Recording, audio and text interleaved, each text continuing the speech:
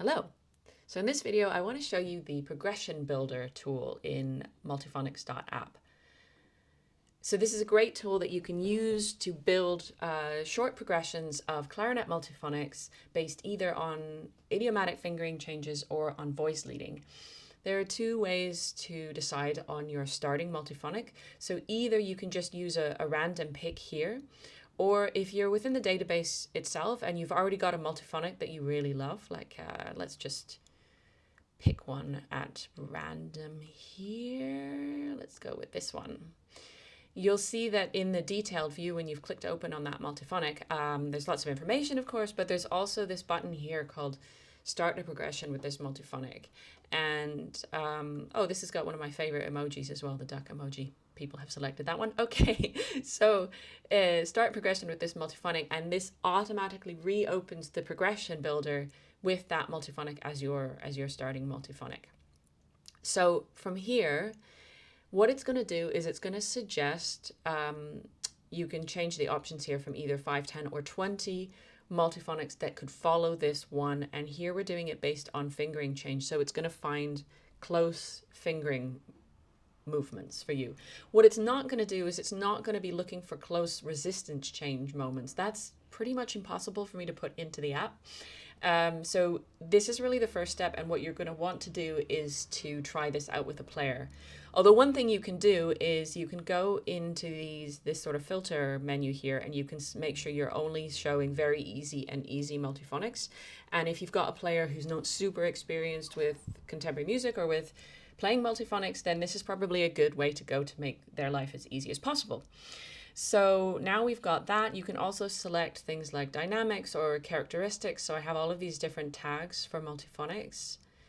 And I'm just going to leave all of that blank for now so that we get the most options. And then from here, let's have a listen to our starting multiphonic.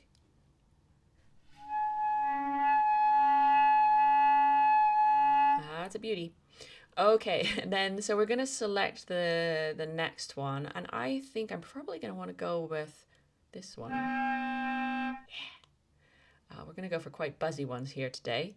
So now we've got 55 to 156, and then it's going to suggest, it's going to rebuild this menu based on what might come next in terms of fingering change. You probably, from step to step, you'll see a lot of the same ones coming up because, of course, because we're staying within this close fingering world. And then maybe this one for the next one. Yeah, really nice. And then let's pick one more.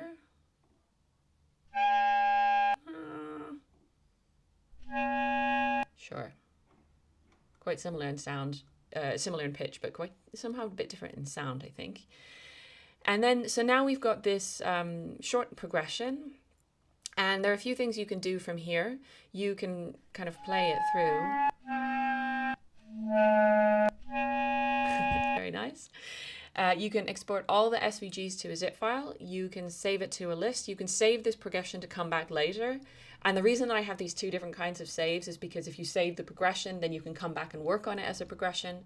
Whereas if you save it to a list, let me just do that now. We'll create a new list. Save this as progression 2.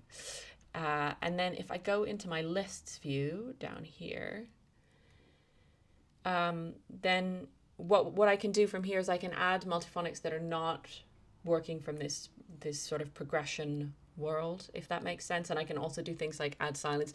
The list view is just going to be a little bit more flexible when you're coming to work on the piece. And from here, of course, you can also share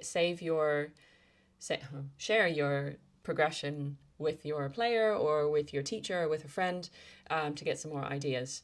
So I hope that gives you a little bit of an idea of what the progression builder can do for you today to help you get started with writing some clarinet multiphonics.